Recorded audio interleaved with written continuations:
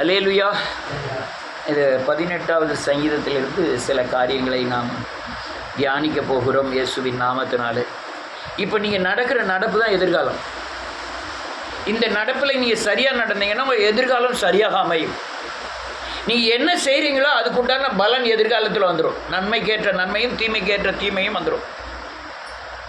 அதனால் அதுவும் போக இன்னொன்று, நீங்கள் வேதத்தில் வந்ததுனால பல சட்டத்திட்டங்கள் கட்டுப்பாட்டுக்குள்ளே தான் நம்ம வாழ வேண்டியதாக இருக்கிறது.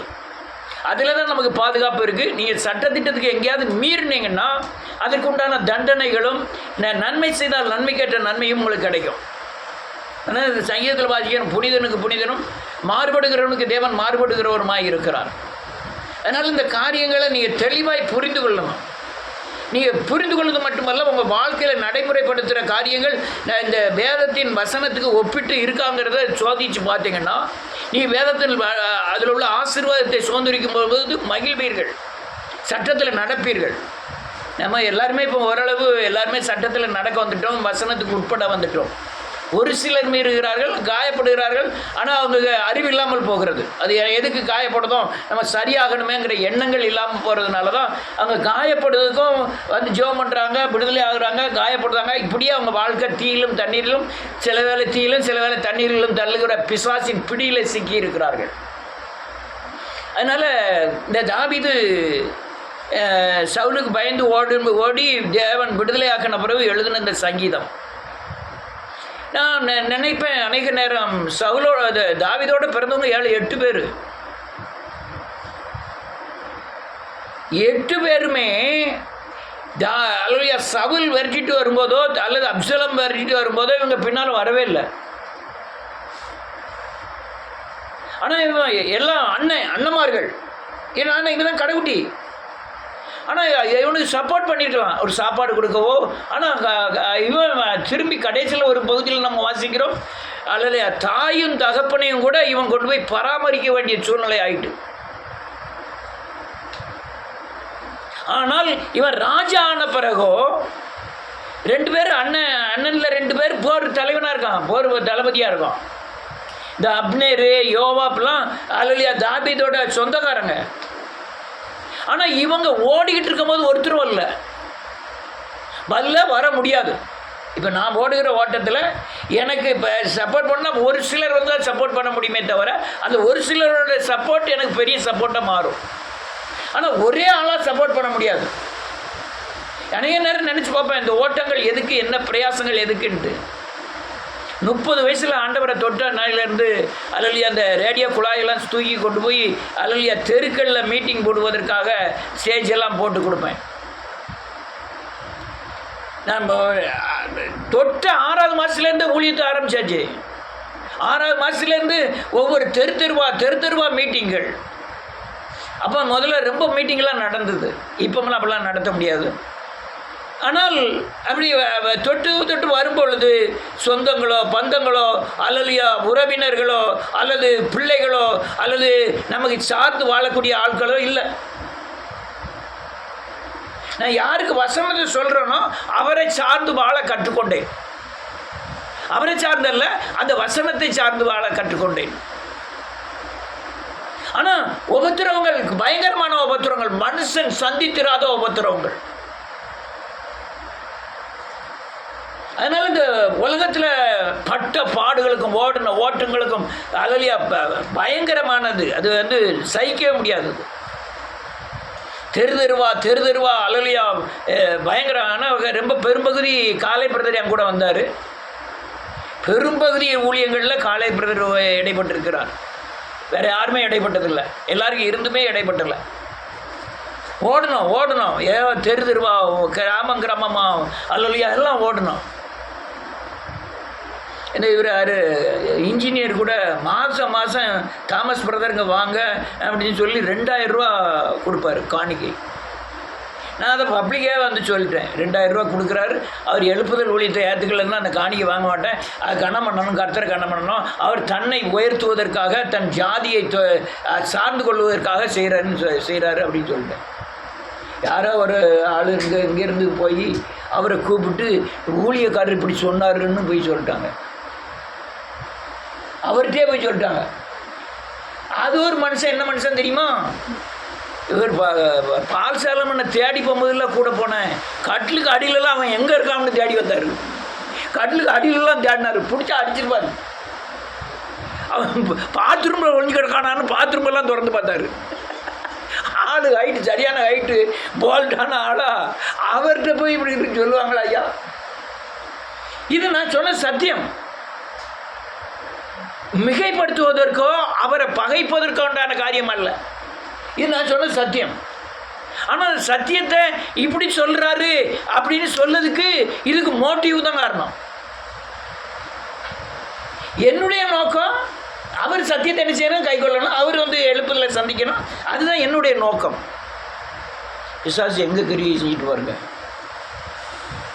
அதுவும் ஜாதி பிசாசு, இதுவும் ஜாதி பிசாசு. ஜாதி பிசாசு ஒன்றா சேர்ந்துட்டு இழப்பெண்ணுது எழுப்புதல், இழப்பெண்ணுது மனம் திரும்புதல், இழப்பெண்ணுது தேவன். திரும்ப அந்த தேவனை தொடரணும் முடியாது. நீங்கள் இங்கேருந்து பிரிஞ்சு போன அநேகத்தை போய் எழுப்புதல் போய் அது பொய்ன்றுவாங்க. இங்கே இருக்கும் வரை தான் உங்களுக்கு எழுப்புதல் அல்லையா உயிர்ப்பிக்கக்கூடியதாய், பலப்படக்கூடியதாய், விடுவிக்கக்கூடியதாய், பாதுகாக்கக்கூடியதாய் உங்களுக்கு தெரியும்.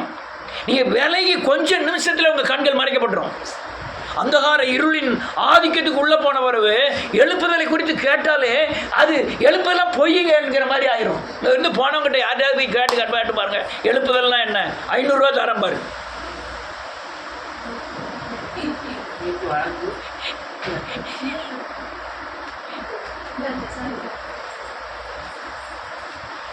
அல்லேலூயா.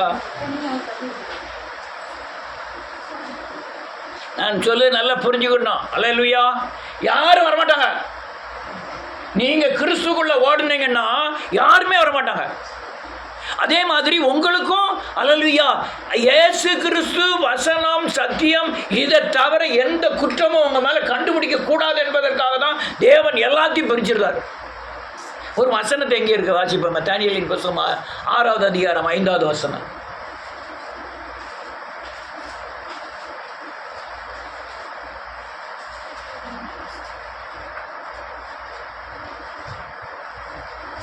யாரோ வாசிங்க டக்குன்னு.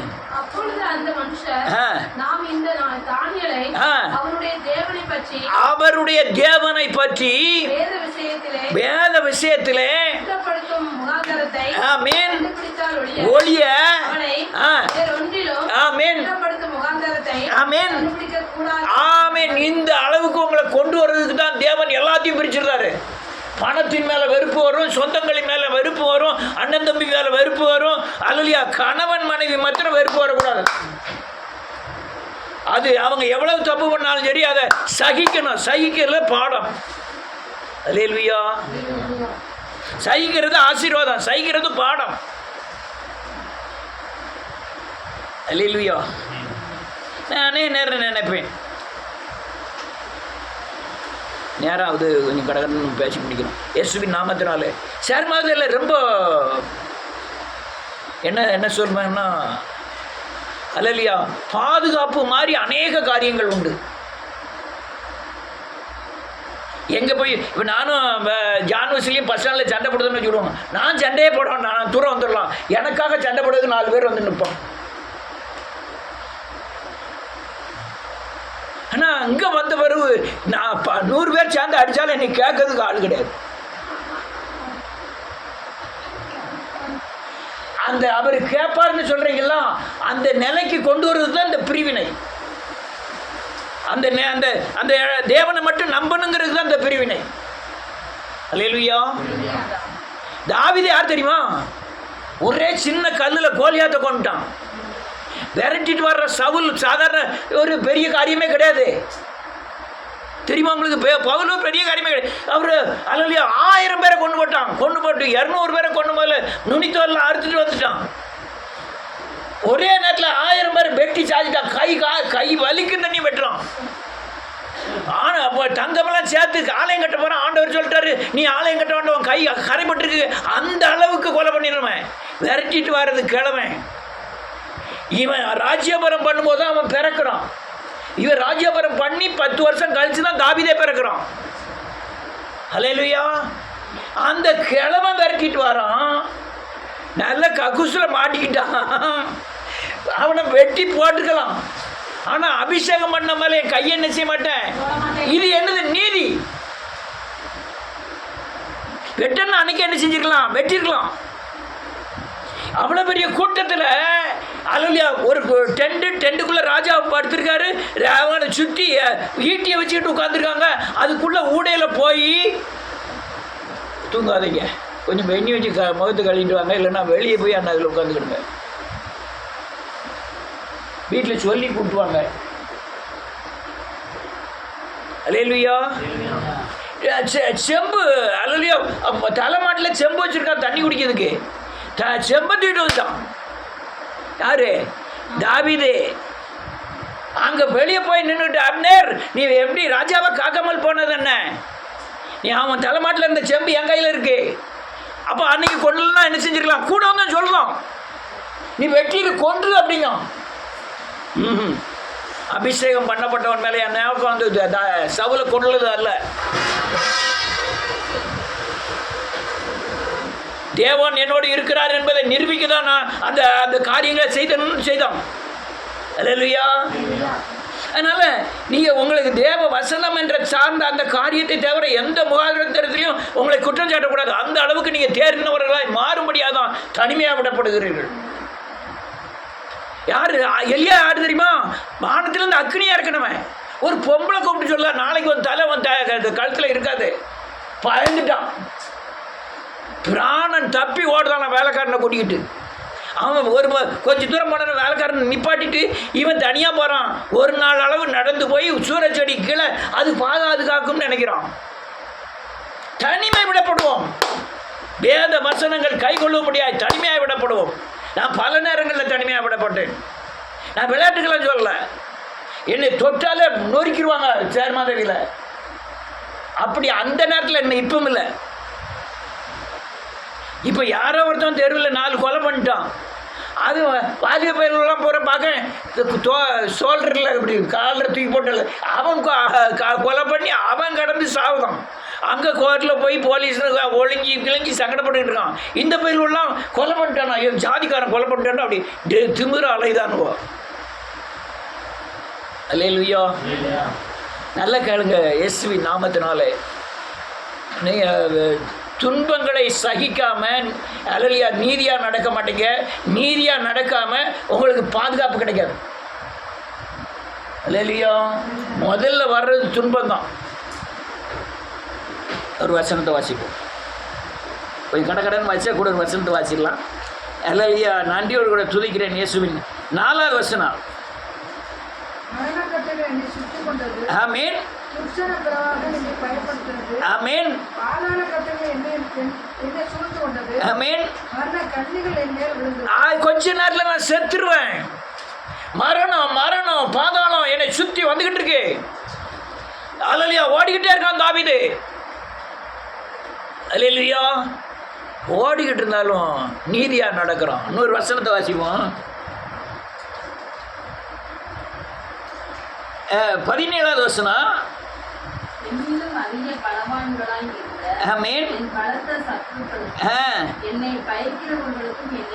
விடுவித்தார்.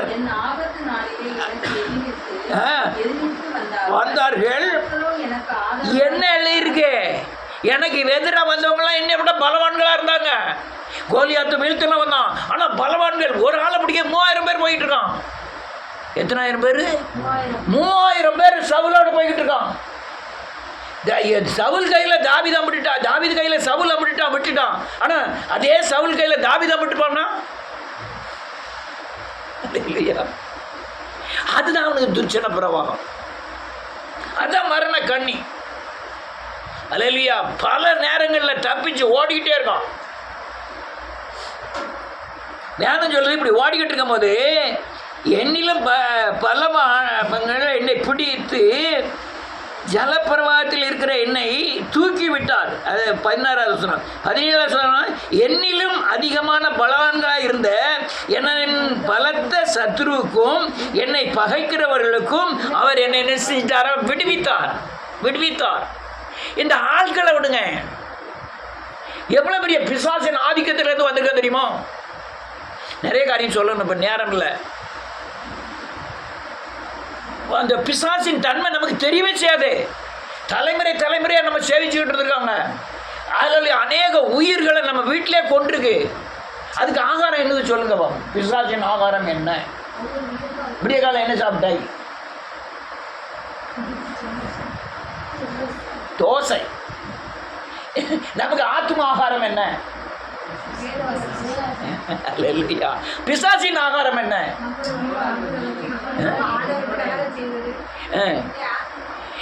ஐயோ குய்யோன்னு நீங்க அழணும். அதுதான் அவனுடைய நோய்வாய்ப்பட்டு அடுக்கையில் கிடக்கணும். அதுதான் அவனுக்கு உன்னுடைய ஜீவனை எடுக்கணும். அதுதான் என்னது? ஆகாரம். அல்லேலூயா. அதுதான் அவனுடைய ஆகாரம். ஆபத்து. அல்லேலூயா. வேதம் சொல்லுது. அடுத்த வசனம் தான் ரொம்ப முக்கியமான வசனங்கள். 20வது வசனம். பலன் அளித்தார். நீதிதான் கைகளின் சுத்தம். என் நீதிக்கு தக்கதாக எனக்கு பலன் அளித்தார். மனுஷனுடைய உதவி விருதம். அதனால நான் மனுஷனே சார்ந்துக்கல. மனுஷனை நம்புவதை பார்க்கிறோம், தேவன் மேல் பட்சமாக இருப்பது நலம். நான் எந்த மனுஷனையும் நம்பலை, எந்த மனுஷனையும் சார்ந்து வாழவும் இல்லை. அல்லேலூயா. எந்த மனுஷனையும் சார்ந்து வாழ்ந்ததில்லை. ஆனால் முதல்ல மனுஷனை தான் சார்ந்து வாழ்ந்து கொண்டிருந்தேன். இப்போ எந்த மனுஷனும் சார்றது கிடையாது. எனக்குன்ட்டு ஒரு ஃப்ரெண்டோ, எனக்குன்னு ஒரு காரியத்தை சொல்லி பயந்து கொள்ளுறதுக்கு ஆளோ யாருமே கிடையாது. ஏன் வேத வசனத்தில் உள்ள கருத்துக்களை போதிக்கிறது கூட எனக்கு யாராவது எனக்கு மேல் உள்ளவற்றை இந்த வசனத்தின் கருத்து என்னன்னு கேட்க கூட ஆள் கிடையாது. தேவன் தந்த அநேக சத்தியங்கள், ஏகப்பட்ட சத்தியங்கள். எல்சவதான் சொன்னா, என் மாமா இந்த சத்தியத்தை ஒருத்தருக்குமே புரிய மாட்டேங்குது. நீங்களாம் உட்காந்துருக்கீங்களா? வெளியேருந்து 2 பேருக்கு வந்து உட்கார்ந்த உடனே கொஞ்ச நேரம் கழிச்சு சொல்லுவாங்க, இவர் என்னமோ சொல்லிட்டு இருக்காரு, அவங்களாம் போய் கேட்டுக்கிட்டு இருக்காங்க, நீங்கள் எந்திரிச்சு போறியா?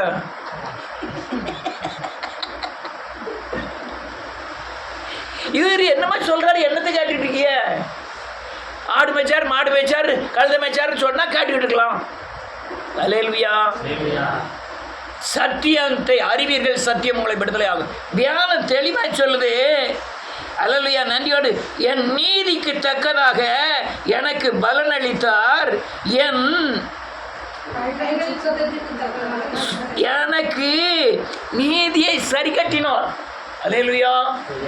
அதான் அப்படி சொல்ல மாதிரி சவுலை கொடுத்தது ஈஸி. அது மாதிரி சீமைக்கு வரோம், கல்லை கொண்டு எரிஞ்சிக்கிட்டே வரான். இந்த எரித கல்லை பற்றி அவனுக்கு தெரியாது, சீமைக்கு தெரியாது. எரித கல்லை குறித்து யாருக்கு தெரியும்? ஒரு கல்லை எடுக்காத எரிதான் இவன், சீமை எரிதான் தாவித. எரிஞ்ச உடனே அந்த கல்லை எடுத்த உடனே இவன் நினைப்பான், கோலியாத்தை வீழ்த்தின கல் விழுதாண்டி தானே இருந்தது, இவன் ஏமாத்துறான், அந்த சீமை ஏமாத்துறான் அப்படின்னு அவன் என்ன செய்வான் நினைப்பான். இவன் பலவான்லாம் சொல்கிறான், விடு இந்த செத்த நாயை நானே வெட்டிடுறான்னா. கர்த்தர் அனுமதிச்சிருக்கிறார், அவ்வளோதான். அவன் பாட்டில் பேசினா பேசிட்டு போட்டோம் அப்படின்ட்டு. அல்லேலூயா. நீதிக்கு தக்கதாய் நீர் நடக்கிற நீதிக்கு அவமானம். நீங்கள் நீதியில் நடந்தாங்கன்னா அநேகரால் புறந்தள்ளப்படுவீர்கள், அநேகரால் சிறுமைப்படுத்தப்படுவீர்கள், புத்தி இல்லைன்னு சொல்லுவாங்க உங்களை. அல்லேலூயா. நீங்கள் நீதியில் நடந்தீங்கன்னா அப்படிதான் உங்களுக்கு மேலே வரும், எல்லா காரியங்களும் வரும். நீதியாக நடக்கும். இவன் பெரியவங்களாம் சொல்ல மாட்டாங்க, சொல்லுவாங்களா? சரியான ஒரு ஏமாளி கிடைச்சாண்டா அப்படின்னு நினைப்பாங்க.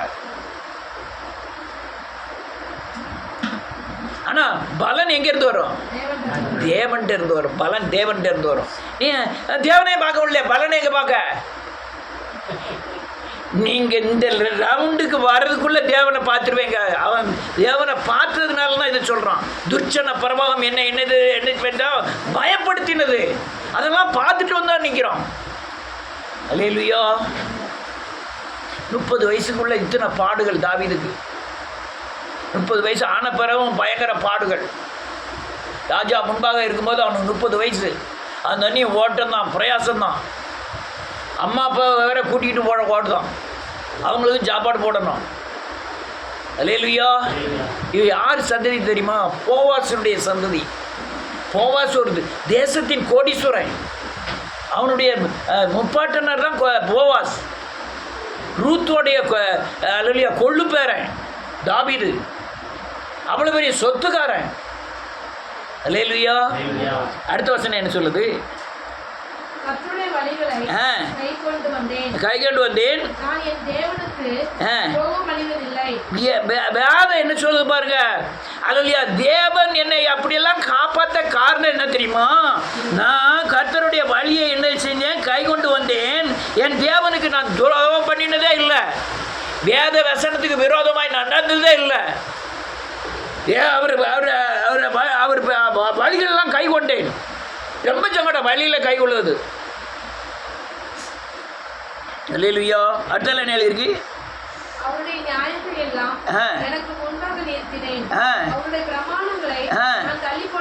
வேதம் சொல்ல அவர் நியாயங்களை எல்லாம் எனக்கு முன்பாக நிறுத்தினேன், அவருடைய பிரமாணங்களை நான் தள்ளி போடவே இல்லை.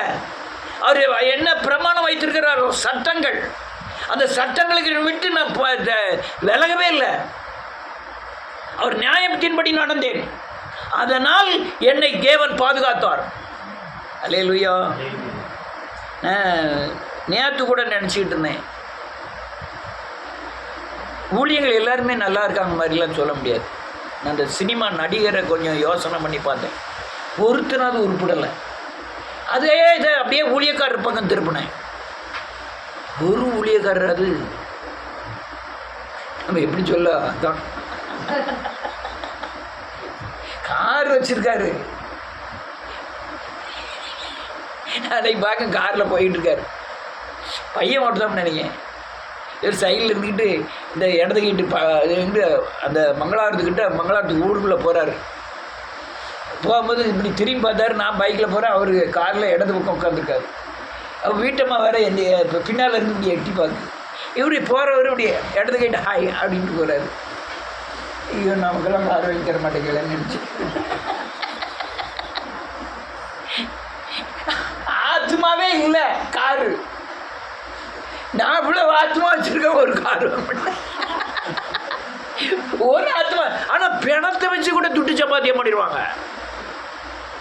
அல்லேலூயா. உன் மாமாக்கெல்லாம் நான் கொடுத்து ரெடி பண்ண பிறமும் 1000 ரூபா கேட்காரு. அவர் இடமும் இல்லை, அவர் இதுவும் இல்லை, ஒன்றும் கிடையாது. அவர் மாமாவுக்கு இவ்வளோ நான் இவ்வளோதான்னு சொல்லி பேசி கொடுத்தாச்சிருவான். இவர் பரவாஸ்படுற தனியாக போய் அவர் வேறு தனியாக கொடுத்துருக்காரு ரூபா. கொடுத்த பிறகு இன்னும் இவோ ரூபட்டி ஆட்டி சொல்லி அடுத்தாலும் இன்னும் 2000 1000 வேணுங்காரு.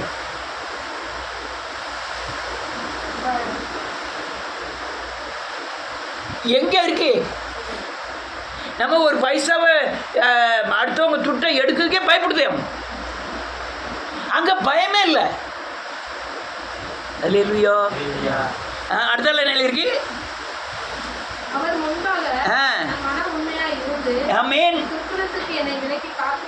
அவர் மன உண்மையாக இருந்தார்.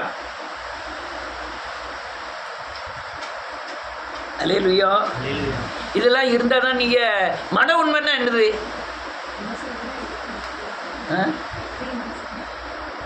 மனிதனின் உள்ளம் மற்றும் மனம் சார்ந்த உண்மைகளையும் நேர்மையான எண்ணங்களையும் குறிக்கிறது.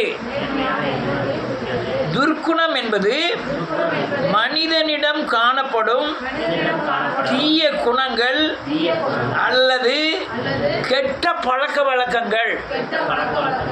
துர்க்குணம் என்னதுன்னா பொறாமை, கோபம், அகந்த, பெருமை, இதெல்லாம் துர்க்குணம். அவன் என்ன சொல்றான்? அவர் முன்பாக நான் மன உண்மையாக இருந்து என் துர்க்குணத்துக்கு என்னை விலக்கி காத்து கொண்டேன். அதனால தான் அவர் என்னை பாதுகாத்தார். அல்லேலூயா. உங்க எதிர்காலம் பூரா இதில் தான் இருக்கு. நீங்கள் உண்மையாக இருக்கிறதெல்லாம் இருக்கு. நீ அல்லேலூயா கனி கொடுக்கறதெல்லாம் இருக்கு. வேத வசனங்களை பின்பற்றலாம் இருக்கு. உங்க வெளிப்புறமான பக்தியில் ஒரு காசு பெறாது. உள்ள மன உண்மையாக இருக்கட்டும். உள்ள எப்படி இருக்கு அதான் முக்கியம். அல்லேலூயா. அதனால் இந்த தாவீது ரொம்ப சங்கடப்பட்டிருக்கான். ஆனால் ரொம்ப கற்றுக்கொண்டான் கர்த்தரை குறித்து. கர்த்தரை குறித்து நல்லா அறிஞ்சுக்கிட்டான். அதான் தாவீதின் குமாரனாய் இயேசு மாறினார். ரொம்ப பாடுகள்னா ஓவரான பாடுகள்.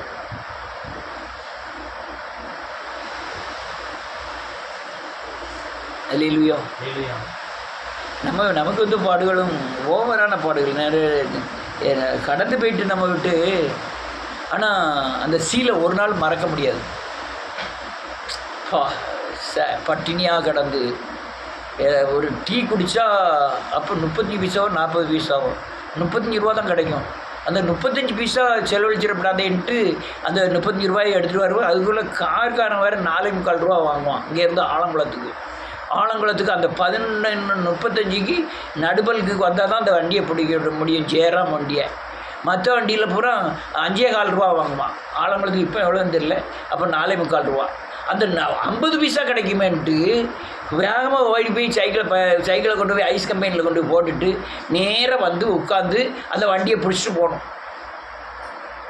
விடிய காலம் 3 மணிக்கு ஒரு தடவை வந்து ஐஸ் கம்பெனியில் கொண்டு வந்து சைக்கிளை எடுத்துகிட்டு வந்து அங்கே ஒரு அந்த சின்ன ரோட்டு கடை போட்டிருந்தான். அது சாம்சன் ஒருத்தன். அவங்க கடையில் போய் உப்புமா போட்டதுக்கு ஈராங்க வெட்டி கொடுக்கணும். நமக்கு கொஞ்சம் ஈராங்க வேகமாக வெட்ட தெரியும்னோடனே தாமஸ் அண்ணங்க வாங்க அப்படின்ட்டு சேவ் பண்ணிவிட்டு வெட்டுங்க அப்படிமா. அவனும் வேலைக்காரன் தான், அவன் ஆர்சி.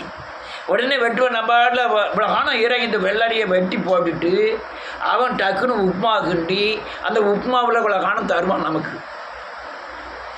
நான் உப்புமா தின்னதுக்கு துட்டு கொடுக்கணும்னா அந்த 35 ரூபாயிலேருந்து எடுக்கணும். அதுக்காக போய் பல்லாரி வெட்டி கொடுத்துட்டு 2 கிலோ 3 கிலோ பல்லாரி வெட்டி கொடுத்துட்டு அவங்க உப்புமாவும் ஒரு டீயும் கொடுப்பான். அதுதான் காலை சாப்பாடு. அதுக்கப்புறம் ஒரு டீயை குடிக்கிறதுனா டீயை குடிக்காமல் அதுக்கப்புறம் இந்த 35 ரூபாய் வச்சுக்கிட்டு 4.25 ரூபாயில் ஜெயராம் வண்டியை பிடிச்சி வீட்டுக்கு போய் இந்த 30 ரூபாயை கொண்டு போய் தான் அங்கே வீட்டில் சாப்பாடு நடக்கணும். ஏன் அவ்வளோ பாடுகள்? நிச்சயமாட்ட எனக்கு உப்பு வைக்கிறதுக்கு உனக்கு பக்கா வாங்கி பக்கா அது 1.5 பக்காவாக இருக்குது. அவனும் வச்சுருக்க பக்கா உள்ளே நுழையுது. அவன் 4 வச்சுருக்கான். பக்காவை போட்டு கீழே போட்டு ரோசி அதை கொஞ்சம் சின்னதாக்கி நம்ம அள்ளி போடும்போது கரெக்டாக ஒரு பக்கம் ஆகிரும்ட்டு அதை அள்ளி போட்டு இதெல்லாம் எவ்வளோ கஷ்டம் தெரியுமா? பயங்கர கஷ்டம். நீதி, உண்மை, மன உண்மை. நானும் 4 வச்சுட்டு அளந்துருக்கலாம். இன்றைக்கி ஊழியே இருக்காது. 4 வச்சு அளந்தா எனக்கு 180 பக்கம் அளப்பாமல் நான் 90 பக்கம் தான் அளப்பேன். நான் அழகாக வச்சுருக்கேன். 4 வச்சு அளந்துருப்பேன்னா அழகாக அவன்ட்டு அதிகமாக வாங்குவாங்க. என் பக்கம் பெரிய பக்கம்லாம் நினைக்கவே மாட்டான். அல்லேலூயா. ரைட். அடுத்தால என்ன எழுதிருக்கு? ஆகையால் கர்த்தர் என் நீதிக்கும் தம்முடைய கண்களுக்கு முன் இருக்கிற என் கைகளின் சுதந்திரத்திற்கும் தக்கதாக சுத்தத்திற்கு தக்கதாக எனக்கு பலன் அளிப்பார். அல்லேலூயா. எல்லாரும் வாசிப்போம் விரல வச்சு. கர்த்தர் என் நீதிக்கும் தம்முடைய கண்களுக்கு முன்பாக முன்னிருக்கிற என் கைகளின் சுத்தத்திற்கும் தக்கதாக பலன் அளிப்பார். கர்த்தர் என் நீதிக்கும் தம்முடைய கண்களுக்கு முன்னிருக்கிற என் கைகளின் சுத்தத்திற்கும் தக்கதாக எனக்கு பலன் அளிப்பார். நீங்களாம் அநீதியெல்லாம் செஞ்சுட்டு தப்பிச்சிட முடியாது தம்பியோ.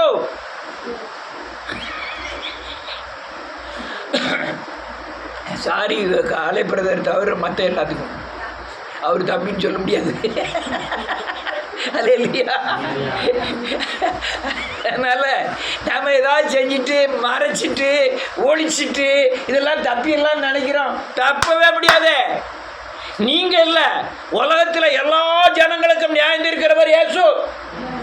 அவன் முசல்மானாக இருக்கட்டும், முஸ்லீமாக இருக்கட்டும், அல்லது இந்துவாக இருக்கட்டும், புத்தனாக இருக்கட்டும், மனுஷனாக பிறந்த எல்லா மனிதனுக்கும் நீதி செய்கிறவர் யார் தெரியுமா? கர்த்தர். அவன் நீதிக்கு தக்கதான அவனுடைய எதிர்காலம் அமையும். நீ தேவன் உலகத்தில் உண்மையாய் நீதியாய் இருந்தேன்னா அதுக்கு தக்கதான பலன் அமையும். அல்லேலூயா. நீதிக்கு தக்கதான பலன் அமையும்.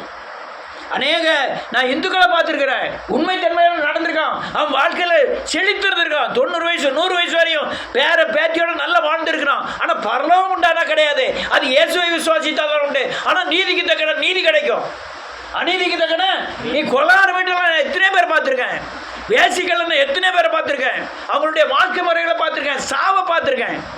ஆனால் அதுக்கு தக்கன நீதி அங்கே கிடைச்சிது. நீங்கள் அவங்களுக்காக குறைஞ்சிது, உங்களுக்கு அறிந்தவனுக்கு அறியாதவனுக்கோ சில அடிகள் தான், ஆனால் அறிந்தவனுக்கு பல அடிகள். அதனால் உங்கள் நீதி, உண்மை, பரிசுத்தம் இதில் நீங்கள் என்னைக்கு விலகுறீங்களோ அன்னைக்கு எழுதி வச்சுக்கிடுங்க, அதுக்குண்டான பலன் உங்களுக்கு பின்னால் வந்துடும். ஆனால் உங்களுக்கு தெரியுதோ தெரியலையோ, இனிமேல் உங்களுக்கு தெரிய வரும்னு நினைக்கிறேன். இதனால் தெரியாதனால ஒன்றும் பிரச்சனை இல்லை, ஏதோ அடிபடுதோ ஏதோ முதுகில் அடிபடுதுன்னு நினச்சிப்போம். ஆனால் இப்போ தெரிஞ்சுக்கிடுங்க, நல்லா தெரிஞ்சுக்கிடுங்க, அவன் செய்கைக்கு தக்கதான பலன் நம்ம அவரோடு கூட நமக்கு நிச்சயத்தை வந்துக்கிட்டே இருக்கு. இப்போ செய்கிறது தான் அடுத்தால எதிர்காலம். இன்னைக்கு தப்பிடலாம், மனுஷன் கண்ணுக்கு தப்பிடலாம், தேவனுடைய கண்ணுக்கு என்ன செய்ய முடியாது, தப்பவே முடியாது. அநேகரை பாருங்க வேசிகள், அநேக பெண்கள் வேசிகளை பார்த்துருக்கேன். அல்லையா, நதியோடு கூட துதிக்கிறேன். ஆயுசு நாட்கள் ரொம்ப ஆயுசு நாட்கள் இருந்திருக்காங்க. ஆனால் விபச்சார கள்ளர்கள் ஆண்கள் நிறைய சங்கடப்பட்டு சேர்ந்துருக்காங்க. அதெல்லாம் நான் பார்த்தேன், ரொம்ப பேரை பார்த்துருக்கிறேன். அல்லேலூயா. அது வாசி முடிப்போம், நானே வாசிக்கிறேன். எல்லாரும் வாசிக்கலாம்.